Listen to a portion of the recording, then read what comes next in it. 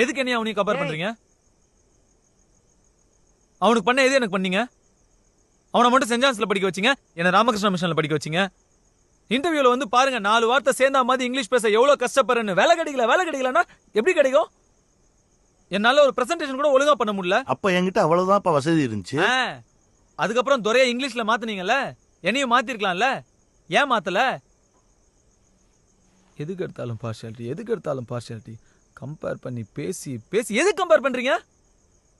பேர்ல கூட அவருக்கு மட்டும் ஹீரோ பேரு கார்த்திக், எனக்கு மட்டும் வில்லன் பேரு ரகுவரன்.